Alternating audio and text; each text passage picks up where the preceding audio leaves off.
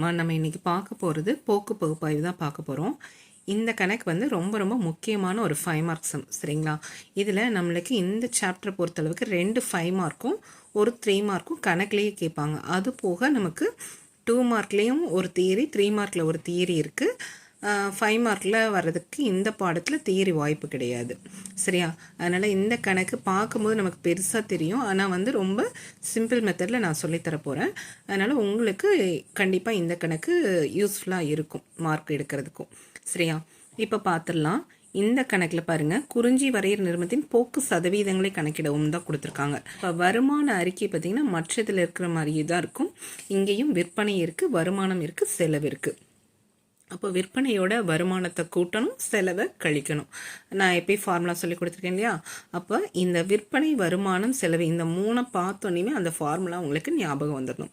இப்போ போக்கு பகுப்பாய்வில் பாருங்கள், நம்மளுக்கு இது வரைக்கும் ஒப்பீட்டு அறிக்கை, பொது அளவு அறிக்கையை பார்த்தோம். அது ரெண்டுலேயுமே 2 தொகை காலம் தான் இருந்தது. மேக்ஸிமம் 1 அல்லது 2 இருக்கலாம்.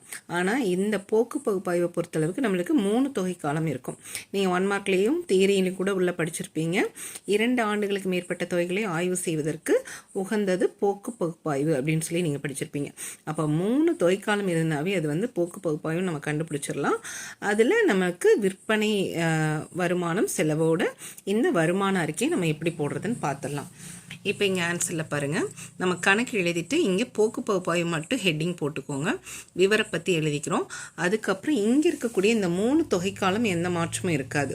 அப்போ நீங்கள் எழுதும்போது இப்படி ஒவ்வொரு காலமாக எழுதுனீங்கன்னா உங்களுக்கு சிரமமாக இருக்கும். அதனால் என்ன பண்ணணும் அப்படின்னா, இந்த விற்பனையை எழுதிட்டு இந்த 3 காலத்தையும் ஃபில் பண்ணிடுங்க. 120, 132, 156. ஸோ இங்கே எழுதும்போது 120, 132, 156. அடுத்தது வருமானத்தை கூட்டணும் இல்லையாம்மா? வருமானம் 50, 38, 65. அப்போது இங்கே 50, 38, 65. இப்போ என்ன பண்ணணும்? வருமானத்தை கூட்டணும்.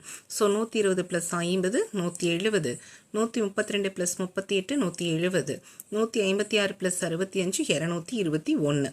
அதுக்கப்புறம் நம்ம என்ன பண்ணணும்? செலவுகளை கழிக்கணும். செலவு இந்த 3 காலம் லைனாக போட்டுக்கோங்க. 100, 135, 123. ஸோ இங்கே எழுதும்போது 100, 135, 123. இப்படி ஒவ்வொரு காலமாக பண்ணிட்டு வந்தீங்கன்னா உங்களுக்கு ரொம்ப சிரமமாக இருக்கும். அதனால் நான் சொல்கிறபடி அமௌண்ட்டு இப்படி 3 காலம் எழுதிட்டிங்கன்னா உங்களுக்கு அமௌண்ட் எடுத்து எழுதும்போது எந்த ஒரு மிஸ்டேக்கும் வராது. இல்லைன்னா இந்த அமௌண்ட் பார்த்திங்கன்னா எல்லாமே 135, 136, 65 இப்படி இருக்கு இல்லையா? ஸோ நம்ம எடுத்து எழுதும்போது எங்கேயாவது அமௌண்ட்டை மாற்றி மாற்றி எழுதிட்டோம்னா கணக்கு எல்லாமே தப்பாயிடும். அதனால் இந்த மெத்தடை ஃபாலோ பண்ணிக்கோங்க. இப்போ 170லேருந்து நம்ம 100 ரூபாய் செலவு என்ன பண்ணிடுறோம்? கழிச்சிடுறோம். அப்போ கழிச்சிட்டோம்னா இப்போது நமக்கு லாபம் எவ்வளோ இருக்குது? 70. இங்கே 170ல் 135 கழிச்சிட்டோம்னா 35. 221ல் 123 கழிச்சிங்கன்னா 98. இது வரைக்கும் உங்களுக்கு எப்பயும் போடுற மெத்தட் தான். இதுக்கப்புறம் நம்ம இந்த சதவீதம் கண்டுபிடிக்கிறது தான் கொஞ்சம் டிஃப்ரெண்ட்டாக இருக்கும். அது எப்படின்னு பார்த்துடலாம். இந்த போக்கு சதவீதத்தை பொறுத்தளவுக்கு இந்த 3 காலம் நீங்கள் கரெக்ட் பண்ணிவிடுங்க. ஃபஸ்ட்டு காலம் எல்லாமே நம்ம கண்ணை மூடிட்டு எவ்வளோ போட்டலாம்? 100 போட்டுடலாம். ஏன் அப்படின்னு கேட்டால், இந்த ஃபஸ்ட்டு காலத்தோட அமௌண்ட் எடுத்து தான் நம்ம இந்த 2 காலத்தையும் வகுக்க போகிறோம். ஸோ ஃபஸ்ட் இயர் தான் இதுக்கு பேஸ்.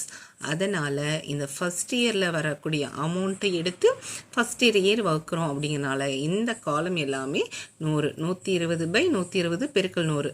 இப்போ மேலே கீழே ஒரே நம்பர் வரும்போது நமக்கு ஆன்சர் 100 தான் வரும். அதனால் நீங்கள் இதை கண்டுபிடிக்கவே வேண்டாம். ஃபஸ்ட்டு காலம் இங்கே இருக்கிறது அப்படியே போடுறோம். 2015, 16, மறுபடியும் 16, 17, மறுபடியும் 17, 18. அப்போ ஃபஸ்ட் இயர் எல்லாமே என்ன போட்டாச்சு? 100 போட்டாச்சு. இப்போ 2வது வருஷத்துக்கு நம்ம எப்படி கண்டுபிடிக்கலான்னு சொல்கிறேன். இப்போ பாருங்கள், இங்கே வந்து 50 இருக்காமா? ஸோ இந்த 50 100ஆக மாற்ற எதால் பெருக்குவீங்க? 2ஆல் பெருக்குவீங்க. அப்போ இங்கே இருக்கக்கூடிய நம்பரையும் 2ஆல் பெருக்குங்க. 38 2ஆல் பெருக்குனா 76, 65 2ஆல் பெருக்குனா 130. அப்போ இந்த 2 ஈஸியாக கண்டுபிடிச்சிட்டுமா? டிக் பண்ணிக்கோங்க. அடுத்தது இங்கே 100 இருக்குது. 100 100ஆக மாற்ற 1ஆல் பெருக்குனா போதுமா? அப்போ இங்கே இருக்கக்கூடிய நம்பரையும் நீங்கள் என்ன பண்ணணும்? 1ஆல் தான் பெருக்கணும். அப்போ 135 பெருக்கல் 1 135, 123 பெருக்கல் 1 123. அப்போ நீங்கள் இப்போ எத்தனை அமௌண்ட் கண்டுபிடிச்சாச்சு? 1 2 3 4 கண்டுபிடிச்சிருக்கோம். அதுக்கப்புறம் பாருங்கள், இப்போ இதை வந்து மீதி கண்டுபிடிக்காத அமௌண்ட் எப்படி கண்டுபிடிக்கலான்னு சொல்லித்தரேன். இப்போ இது எல்லாமே இந்த ஃபஸ்ட் இயரை தானே எடுத்து பேஸாக வகுக்கணும்னு சொல்லியிருக்கேன். அப்போது இங்கே 132/120 பெருக்கல் 100. இங்கே 38 இதனோட ஃபஸ்ட் இயர் 50 பெருக்கல் 100. 170/170 பெருக்கல் 100. 135/100 பெருக்கல் 100. ஸோ 35/70 பெருக்கல் 100. ஸோ ஃபஸ்ட் இயரில் இருக்கக்கூடிய அந்த அமௌண்ட்டை வந்து என்ன பண்ணணும், வகுத்தல்ல கீழே போட்டுக்கணும், பெருக்கல் 100 நம்மளுக்கு காமனாக போகணும். இவங்க இங்கே போட்டிருக்காங்க பாருங்கள், இந்த ஃபஸ்ட் அமௌண்ட்டுக்கு மட்டும். அப்போ 132/120 பெருக்கல் 100. அந்த 100ங்கிறது எல்லாத்துக்கும் காமனாக வரனால நான் போடலை. அப்போ நீங்கள் போட்டிங்கன்னா என்ன பண்ணணும், இந்த ஜீரோக்கு இந்த ஜீரோ அடிக்கணும். அப்போ 132 பெருக்கல் 10 1320 ஆயிரமாம்மா. 1320 மறுபடியும் 12ஆல் பெருக்கினீங்கன்னா வகுத்திங்கன்னா 12 மறுபடியும் 13ல் 12 போச்சுன்னா 1, மறுபடியும் இங்கே என்ன ஆகிடும் 12 ஆகிடும். மறுபடியும் 12 இந்த ஒரு ஜீரோ சேர்ந்துருமா.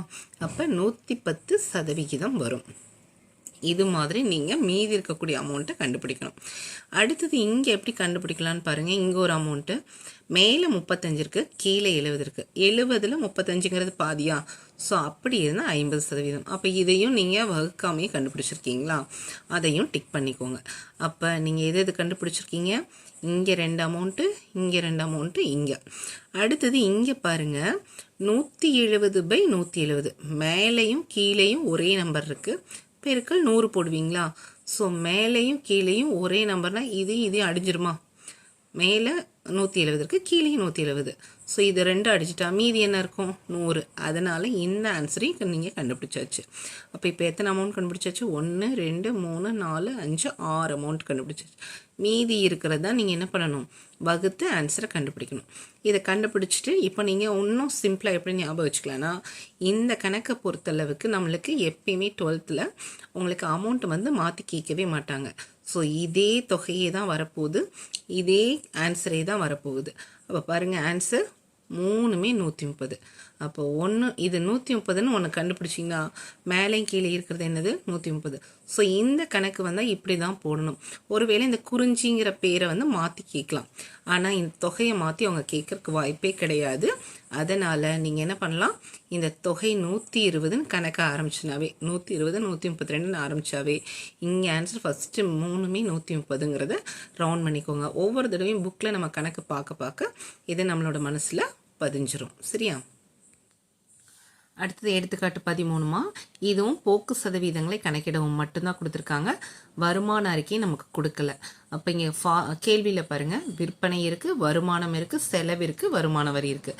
விற்பனையோட வருமானத்தை கூட்டினா மொத்த வருமானம், செலவை கழிச்சா வரிக்கு முன்னர் உள்ள லாபம், வரியை கழிச்சிட்டோம்னா வரிக்கு பின்னர் உள்ள லாபம். இந்த ஃபார்மேட்டு அப்போ விவர பத்தியில் எழுதிக்கிறோம். அடுத்து 3 தொகைக்காலம் லைனாக இருக்கா. ஸோ 15 16 16 17 17 18 அமௌண்ட் எப்படி ஃபில் பண்ணணும்னு சொல்லியிருக்கேன். இப்படி பண்ணக்கூடாது, இப்படி தான் பண்ணணும். விற்பனை எழுதினோடனையும் 3 அமௌண்ட்டையும் ஃபில் பண்ணிடுங்க. 100 120 160. அதுக்கப்புறம் வருமானம் 20 24 20 20 24 20. இது 2 கூட்டி போட்டுக்கோங்க. கூட்டி போட்டு இதுக்கப்புறம் செலவு என்ன பண்ணணும், கழிக்கணும். 20 14 40 20 14 40. அப்போ மொத்த வருமானத்துலேருந்து செலவு கழிச்சிட்டிங்கன்னா 120ல் 20 போச்சுன்னா 100, 144ல் 14 போச்சுன்னா 130, 180ல் 40 போச்சுன்னா 140. அடுத்தது என்னன்னா, வருமான வரி சதவீதத்தில் கொடுத்துருக்காங்க. அப்போ சதவீதத்தில் கொடுத்தா நம்ம எப்படி கண்டுபிடிக்கணும்னு பாருங்கள். இப்போது நமக்கு இங்கே எவ்வளோமா கொடுத்துருக்காங்க, வரிக்கு முன்னர் உள்ள லாபம் 100. ஸோ இந்த வரிக்கு முன்னர் உள்ள லாபத்தை தான் நம்ம என்ன பண்ணணும், கணக்கெடுத்துக்கணும். இதுக்கு தான் நம்ம அந்த 30% கண்டுபிடிக்கணும். ஸோ வரிக்கு முன்னர் உள்ள லாபம் எவ்வளோ இருக்குது, 100. 100 ரூபாய்க்கு ஃபஸ்ட்டு 10% கண்டுபிடிச்சிருங்க. 10% எப்படி சொல்லி கொடுத்துருக்கேன், இருக்கிற அமௌண்ட்டில் ஒரு சைஃபர் எடுத்துடணும். அப்போ 100 ரூபாயில் ஒரு சைஃபர் போச்சுன்னா எவ்வளோமா, 10. அப்போ ஒரு 10% 10, இன்னொரு 10% 10, இன்னொரு 10% 10. அப்போ 3 10 கூட்டினா தானே 30. இந்த 3ஐ கூட்டினீங்கன்னா இங்கே 30 ரூபாய் வரி. அடுத்ததுக்கு காலம் 130. 130க்கு 10% எவ்வளோ, ஒரு சைஃபர் போயிடுச்சுன்னா 13 ரூபாய். அப்போ ஒரு 10% 13 ரூபாய், இன்னொரு 10% 13 ரூபாய், இன்னொரு 10% 13. ஸோ 3 10 30 3 9 39 ரூபாய் வரி. அதுதான் இங்கே.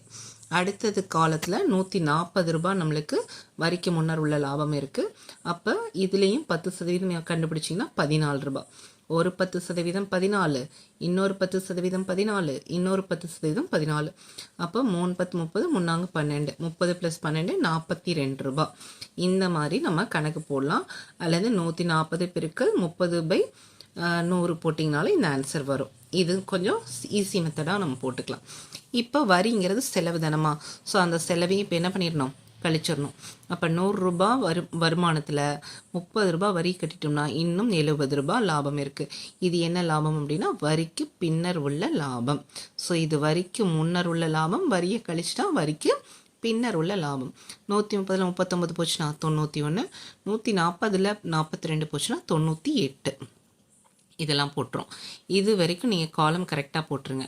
அதுக்கப்புறம் இந்த போக்கு சதவீதம் அப்படின்னாவே ஃபஸ்ட்டு காலம் எல்லாமே என்னென்னு சொல்லியிருக்கேன், கண்ணை மூடிட்டு நம்ம 100 போட்டுடலாம். போட்டதுக்கப்புறம் இது வரைக்கும் நீங்கள் போட்டு இந்த காலம் எல்லாமே கரெக்டாக இருந்தால் கண்டிப்பாக உங்களுக்கு 5 மார்க்கில் 3 மார்க் கட்டாயமாக கிடைக்கும். இதுக்கு மேலே எனக்கு வகுக்கவே தெரியலனா கூட இந்த மாதிரி சிம்பிளாக கூட்டல் கழித்தலோட இதை நீங்கள் முடிச்சிங்கனாவே அழகாக நம்ம 3 மார்க் வாங்கலாம். சரிங்களா? அடுத்தது இன்னும் மீதி எப்படி கண்டுபிடிக்கலான்னு சொல்லித்தரேன். இப்போ இங்கே எவ்வளோமா இருக்குது, 20 இருக்குது. அப்போ 20 இருக்குது அப்படின்னா 20 எதால் பெருக்குனா 100 ஆகும். 5 20 100. ஸோ இங்கே 5ஆல் பெருக்குனா இந்த நம்பரே 5ஆல் பெருக்குங்க. 24 5ஆல் பெருக்குனா 120. இந்த 20 ரூபாயை 5ஆல் பெருக்குனா 100. 20 100. அடுத்தது இங்கே ஒரு 20 இருக்கா, இந்த 20ஐயும் 100ஆக மாற்றணும்னா 5ஆல் பெருக்கணும். ஸோ இந்த நம்பரையும் 5ஆல் பெருக்குங்க. 14 5ஆல் பெருக்குனா 70. 40 5ஆல் பெருக்குனா 200. ஸோ இந்த 2 அமௌண்ட் கண்டுபிடிச்சாச்சு, இந்த 2 அமௌண்ட் கண்டுபிடிச்சாச்சு. அடுத்தது பார்த்தீங்கன்னா இந்த நம்பர் என்னது இருக்குது, 100 இருக்குது. 100 100ஆக மாற்றணும்னா 1ஆல் தானே பெருக்கணும். ஸோ இந்த நம்பரை என்ன பண்ணணும், 1ஆல் தான். 120 பெருக்கல் 1 120, 160 பெருக்கல் 1 160. இப்போ எது கண்டுபிடிச்சிட்டோம், இந்த 2 அமௌண்ட் கண்டுபிடிச்சாச்சு, இந்த 2 கண்டுபிடிச்சாச்சு, இந்த 2 கண்டுபிடிச்சாச்சு. அடுத்தது பாருங்கள், இப்போ இங்கே 100 இருக்குது. ஸோ 100 இருக்குது அப்படின்னா இப்போ என்ன பண்ணலான்னா இந்த ஏற்கனவே 100 தான் இருக்குது. அப்போது இந்த 100 100ஆக மாற்றினா எதால் பெருக்கணும், 1ஆல் தான் பெருக்கணும். அப்போ இந்த நம்பரையும் 1ஆலே பெருக்குங்க. 130 பெருக்கல் 1 130, 140 பெருக்கல் 1 140. இப்போ மொத்தம் எத்தனை அமௌண்ட் கண்டுபிடிச்சோம், 8 அமௌண்ட் கண்டுபிடிச்சோம். 2 4 6 8 கண்டுபிடிச்சது டிக் பண்ணியிருக்கேன். மீதி இருக்கிறத நீங்கள் எல்லாமே என்ன பண்ணி தான் ஆகணும், வகுத்து தான் கண்டுபிடிச்சாகணும். ஸோ இது வரைக்கும் இந்த ஃபஸ்ட்டு கால 100 இது எல்லாம் கூட்டல் கழித்தல் இதெல்லாம் கண்டுபிடிச்சிட்டு இப்போ சொன்ன இந்த 8 அமௌண்ட் போட்டிங்கன்னா கண்டிப்பாக உங்களுக்கு 4.5 மார்க் கண்டிப்பாக கிடைக்கும். சரியா? அது போக மீதி இருக்கிறதையும் உங்களுக்கு வகுக்க தெரிஞ்சால் நீங்கள் வகுத்துக்கலாம். வகுக்கிறதுக்கு என்ன பண்ணணும்னு சொல்லியிருக்கேன், இந்த ஃபஸ்ட்டு காலத்தில் இருக்கிற அமௌண்ட்டு தான் பேஸ் அமௌண்ட். ஸோ இதை தான் என்ன பண்ணணும், இந்த காலத்துலேயும் வகுத்தலில் போடணும், இந்த காலத்துலேயும் வகுத்தலில் போடணும். அப்போ 120/100, 160/100. இங்கே 20 இருக்குது. அப்போ 24/20, 20/20. இந்த 20/20ங்கிறது நம்ம ஈஸியாக கண்டுபிடிச்சிக்கலாம். மேலே கீழே ஒரே நம்பர் வந்துச்சுன்னா நம்மளுக்கு ஆன்சர் 100. அடுத்தது பார்த்திங்கன்னா இங்கே 120. ஸோ 144/120, 180/120. அதுக்கப்புறம் 14/20, 40/20, 130/100, 140/100. அடுத்து 39/30, 42/30. அடுத்து 91/70, 98/70. இது எல்லாத்துக்கும் பெருக்கல் 100ங்கிறது காமனாக நம்ம போடணும். அதை நான் இங்கே போடலை. சரிங்களா? அப்போ நீங்கள் இது மீதி இருக்கிறத அந்த மாதிரி அமௌண்ட்டு இந்த மாதிரி ஒவ்வொன்றா நீங்கள் எடுத்து எழுதி அடித்து தான் நம்ம மீதியை கண்டுபிடிக்கணும். இப்போ கண்டுபிடிக்கும்போது இது வந்து முல்லை வரையறை நிறுவனம். ஆன்சர் பாருங்கள், 100 120 160 இப்படி வந்ததுன்னா இதை கொஞ்சம் நம்ம ஞாபகம் வச்சுக்கலாம். எப்படி ஞாபகம் வச்சுக்கலாம்னா இந்த 2வது காலம் 120ஆமா. ஸோ இங்கே என்ன இருக்குது, 2வது காலத்தில் 120 இருக்குது. அப்போ இங்கேயும் 2வது காலத்தில் 3மே 120, 3மே 130. ஈஸியாக ஞாபகம் வச்சுக்கலாமா? 2வது காலத்தில் எவ்வளோ ஆரம்பிக்குது, 120. அப்போ இங்கே 3மே என்ன தான் 120, இங்கே லாஸ்ட்டு 3மே 130, இடையில ஒரு 70 வருது. அடுத்தது இங்கே பார்த்தீங்கன்னா இந்த 130 பக்கத்தில் 3மே 140. ஸோ நீங்கள் கணக்கு பார்க்கும்போது இந்த மாதிரி பார்த்து பழகணும். வகுத்தும் போட தெரிஞ்சுக்கணும். அடுத்தது கொஞ்சம் நம்ம போட்டது கரெக்டாக நம்ம அத்தனையும் வகுத்து போடுறதுக்கு டைம் இருக்காது. கொஞ்சம் இந்த மாதிரி ஷார்ட்கட் மெத்தட் கொஞ்சம் ஞாபகம் வச்சிட்டிங்கன்னா உங்களுக்கு மார்க் வாங்குறதுக்கு கொஞ்சம் ஈஸியாக இருக்கும். சரிங்களா? அடுத்ததுமா எடுத்துக்காட்டு 14. இது நெய்தல் வரையறை நிறுவனத்தின் போக்கு சதவீதங்கள். குறிஞ்சி முல்லை நெய்தல் இப்படி கொடுத்து வச்சுருக்காங்க. பேரை மாற்றி கொடுக்கறதுக்கு வாய்ப்பு இருக்குது. நீங்கள் கன்ஃபியூஸ் பண்ணிக்க வேண்டாம். அமௌண்ட்டை வச்சு தான் நீங்கள் கணக்கை கண்டுபிடிக்கணும். இப்போ இங்கே போக்கு சதவீதம் மட்டும்தான் கொடுத்துருக்காங்க. வருமான அறிக்கை இருப்புநிலை குறிப்பான்னு கொடுக்கல. இங்கே கேள்வியில் என்ன இருக்குது, விற்பனை இருக்குது, வருமானம் இருக்குது, செலவு இருக்குது, வருமான வரி. அப்போ ஃபார்முலா என்ன, விற்பனையோட வருமானத்தை கூட்டணும், செலவை கழிக்கணும். கழிச்சா வரிக்கு முன்னர் உள்ள லாபம், வரியையும் கழிச்சிட்டா கிடைக்கிறது வரிக்கு பின்னர் உள்ள லாபம். ஸோ இந்த மெத்தடில் நம்ம எழுதிக்கிறோம். எழுதிட்டு நான் அமௌண்ட் எப்படி ஃபில் பண்ண சொல்லியிருக்கேன், இந்த 3 காலம் லைனாக அப்படியே போட்டுக்கோங்க. 15 to 16, 16 to 17, 17 to 18 லைன் எழுதிக்கிறோம். 3 அமௌண்ட். விற்பனை 150, 135, 90. 150, 135, 90. வருமானம் 25, 5, 15. 25, 5, 15. இது ரெண்டையும் வருமானத்தை கூட்டினா மொத்த வருமானம் கிடைக்கும். இதுலேருந்து செலவை கழிக்கிறோம். 125, 75, 50. 125, 75, 50 கழிச்சிட்டிங்கன்னா உங்களுக்கு என்ன கிடைக்கும், வரிக்கு முன்னர் உள்ள லாபம். அப்போ 175ல் 125 கழிச்சா 50, 140ல் 75 கழிச்சா 65, 105ல் 50 கழிச்சா 55. இப்போ வரி எத்தனை சதவீதம் கொடுத்துருக்காங்கம்மா, 40%. போன கணக்கில் நம்மளுக்கு 30 கொடுத்தாங்க. இங்கே எவ்வளோ இருக்குது, 40 40 40, மூணுமே 40 தான். ஸோ 40%னா என்ன சொல்லியிருக்கேன். இப்போ இதுக்கு வரிக்கு முன்னர் உள்ள லாபத்துக்கு நம்ம எப்படி வரி கணக்கு போடலான்னு பார்க்கலாம். எத்தனை சதவீதம், 40. ஸோ இங்கே எவ்வளோ இருக்குது, 50 ரூபாய் இருக்குது. இந்த 50க்கு 10% எவ்வளோ, ஒரு சைஃபர் போயிடுச்சுன்னா 5 ரூபாய். அப்போ ஒரு 10% 5, இன்னொரு 10% 5, இன்னொரு 10% 5, இன்னொரு 10%. ஸோ 4 10 சேர்ந்தால் தான் 40. அப்போ 4 5 சேர்ந்தால் எவ்வளோ, 20%. அல்லது நீங்கள் என்ன கண்டுபிடிக்கலாம், 50 பெருக்கல் 40/100 இப்படி போட்டு கண்டுபிடிச்சாலும் உங்களுக்கு இந்த ஆன்சர் தான் வரும். அடுத்தது எவ்வளோமா இருக்குது, 65 இருக்குது. இப்போது இங்கே சைஃபர் இருந்தால் சைஃபரை விட்டுரும். ஆனால் இங்கே சைஃபர் கிடையாது. எவ்வளோ இருக்குது, ரெண்டுமே நம்பராக இருக்குது. அப்போ இந்த 65ங்கிறத நம்ம என்ன ஞாபகம் வச்சுக்கணும், 6.5. 10%ங்கிறது ஒரு ஸ்தானத்தில் புள்ளி வச்சுக்கணும். அப்போ இப்போ 65 என்னவா மாறிடுச்சு, 6.5 மாறிடுச்சு. அப்போ ஒரு 10% 6.5, இன்னொரு 10% 6.5, இன்னொன்று 10 6.5, இன்னொரு 10 6.5. ஸோ 40% 4 தடவை இந்த நம்பர் எழுதிக்கிறோம். அப்போ 6 நாங்க 24, அடுத்தது 4 2. ஸோ 24 2 26 ரூபாய். அடுத்தது பாருங்கள் 55. 55 ரெண்டுமே நம்பராக இருக்குது. 0 இருந்தால் விட்டுறலாம், 0 இல்லை. அப்போது ஒரு ஸ்தானத்திலே புள்ளி வச்சுக்கோங்க. அப்போ எவ்வளோமா வரும், 5.5. அப்போ ஒரு 10% 5.5, இன்னொரு 10 5.5, இன்னொரு 10 5.5, இன்னொரு 10 5.5. ஸோ 4 5 20, 4 2, 20 + 2 22. அந்த 22 தான் இங்கே போட்டிருக்கு. சரிங்களா, இந்த மாதிரி நீங்கள் கணக்கு கண்டுபிடிச்சிட்டு அதுக்கப்புறம் இப்போ வரியை வந்து நம்ம கழிச்சிடும். ஏன்னா வரிங்கிறதும் என்னதான், செலவினம் தான். ஸோ வரிக்கு முன்னர் உள்ள லாபத்திலேருந்து வரியை கழிச்சிடும். 50லேருந்து 20 கழிச்சா 30, 65ல் 26 கழிச்சா 39, 55ல் 22 கழிச்சா 33. அப்போ இது என்ன லாபம், வரிக்கு பின்னர் உள்ள லாபம். ஸோ விற்பனையோட வருமானத்தை கூட்டினா மொத்த வருமானம், மொத்த வருமானத்துலேருந்து செலவை கழிச்சா வரிக்கு முன்னர் உள்ள லாபம், அதிலிருந்து வரியை கழிச்சா வரிக்கு பின்னர் உள்ள லாபம். இந்த காலம் வரைக்கும் கரெக்ட் பண்ணிவிட்டு அதுக்கப்புறம் இந்த காலம் ஹெட்டிங் அப்படியே எடுத்து எழுதுறோம். 2015 16, 16 17, 17 18. ஃபஸ்ட்டு காலம் போக்கு பகுப்பாய்வில் எல்லாமே என்ன தான், 100 தான். ஸோ 100 போட்டுட்டு அடுத்தது நம்ம எதெல்லாம் கண்டுபிடிக்க முடியும்னு பார்க்கலாம். இங்கே பாருங்கள் 25 இருக்குது. 25 100ஆ மாற்ற எதாலமா பெருக்கணும், 4ஆல். ஸோ இந்த நம்பரை 4ஆல் பெருக்குங்க. 4 5 20, 4 15 60. இது ரெண்டையும் டிக் பண்ணிக்கிட்டோம். அடுத்தது பார்த்தீங்கன்னா இங்கே ஒரு 50 இருக்காமா, 50 100ஆ மாற்ற எதால் பெருக்கணும், 2ஆல். ஸோ இங்கே இருக்கிற நம்பரை 2ஆல் பெருக்கு. 65 2ஆல் பெருக்குனா 130, 55 2ஆல் பெருக்குனா 110. அடுத்தது 20 இருக்குது. 20 5ஆல் பெருக்குனா 100. ஸோ இந்த நம்பரையும் 5ஆல் பெருக்குங்க. 26 பெருக்கல் 5 130, 22 பெருக்கல் 5 110.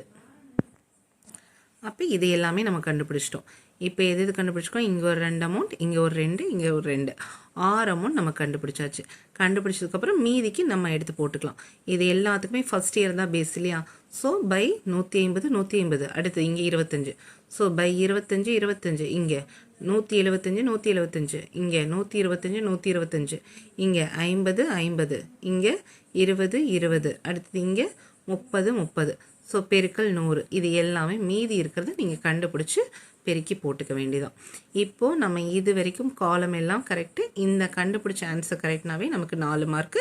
மீதியும் கண்டுபிடிச்சா உங்களுக்கு ஃபுல்லாக 5 மார்க் அழகாக கிடைக்கும்.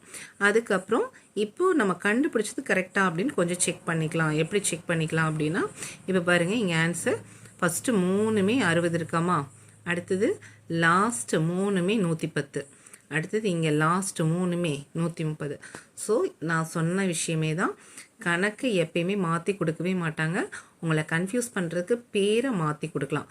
இந்த இடத்துல முல்லை வரையறு நிறமும் கொடுத்துருப்பாங்க. நீங்கள் அந்த ஆன்சர் ஞாபகம் வச்சுக்கூடாது.